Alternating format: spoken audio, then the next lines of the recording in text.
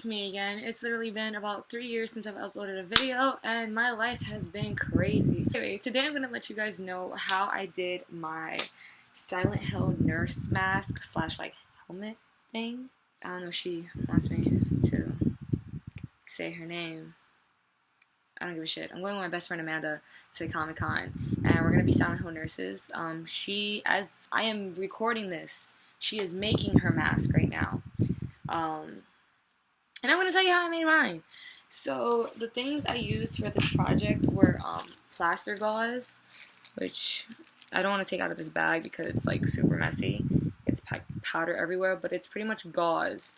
It's very malleable with plaster in it, and I cut it up into very small strips, put it in a bowl, and then had another bowl with some cool water in it, and I'm like dipping those strips in, and I made a face cast. And if you look on the inside of my mask, you can see my face. First of all, when you make a face cast, you want to make sure that you lube your face up. I made the idiot mistake to forget I have peach fuzz everywhere. So I only had like baby oil on my eyelashes and on my eyebrows and nowhere else on my face. So this took me about 15 to 20 minutes just to get this much plaster off of my face. Keep in mind, this is completely safe. This is not like normal plaster that you would buy from like Home Depot or anything like that. That's harmful to your skin. This isn't. It'll dry you out a little bit, but that's why you also have the baby oil there. Make sure after you do this project that you do exfoliate and cleanse and do your whole skin regimen though, because it could break you out, it could dry your skin out, etc., etc. Alright, so after I made the face cast, what I did was I waited for that to dry completely, and then I got a clear shower cap. I actually don't have any with me anymore, but just a plain old like clear disposable shower cap, like one you would use when you dye your hair. I popped that on, popped my face cast back on, and then started building up the layers to create kind of this domed shape so that it'll actually stay on my head. Because if I would just kept it as like just the mask piece itself, it would fall straight off. It's not heavy at all, but it's heavy enough that without this part of it, it would fall. It's fragile. So after I had the shower cap on and I started building up the layers, I could only get but so far. I got up to maybe this point, and that's why it's kind of like bumpy in certain areas, because I'm just like literally holding it with my hand in there, and I'm just slapping more gauze on, letting it hang to like angles that I think will fit my head correctly, because like I have a big ass head. I do. I have a really big head, and it's like I have a lot of hair too. But anyway, so I did that, and then I let that dry completely. So I had to go to Michael's craft store, you know what I'm saying, and pick up some more paint. The paints I picked up were, these are all Craftsmark by the way, because they're cheap as hell. So I picked up chocolate brown. This is tan,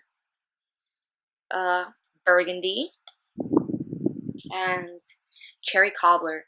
And you're also gonna need a black to create shadows.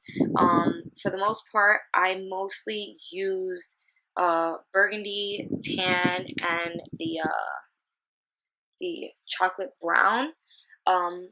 Majority of the mask is covered in tan, but slightly watered down, just so that it would look super dirty and stuff. And the black I mostly use just for like real deep, like in there and in certain little cracks here.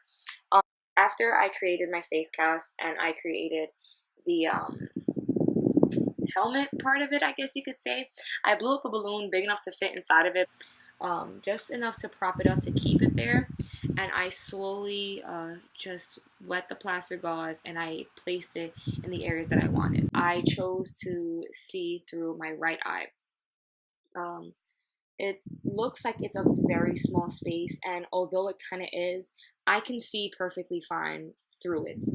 I can also breathe perfectly fine.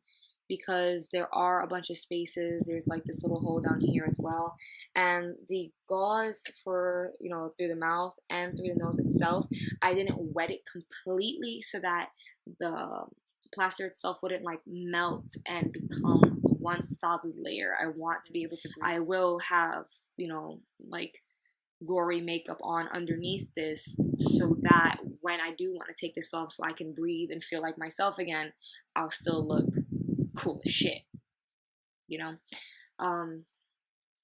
I also added this piece right here, so it's like on my chin. Let me just show you how I put this on. I can't like put it on like a helmet. I have to start with the chin piece, so let me just show you.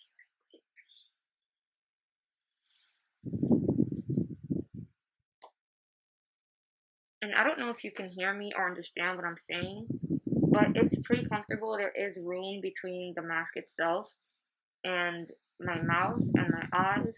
The only place on the mask where it's actually touching my face, literally right here.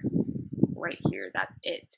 And I don't mind that at all. I can breathe perfectly fine. It does smell a little funky because it smells like plaster and paint, but it's like there's no dust or anything like that. This project was relatively cheap. It was easy to make. And honestly, I wish I could have recorded it so that I could actually give you a better video as to how I made it, because there aren't that many good ones out there. But for the meantime, I just wanted to get something out there. It's been a while since I've uploaded. By the way, do you like my shirt? Amanda got it for me last year at Comic-Con. It's burritos and tacos and Deadpool on a unicorn. But yeah, my family's home, so I'll let you guys go. Thank you so much for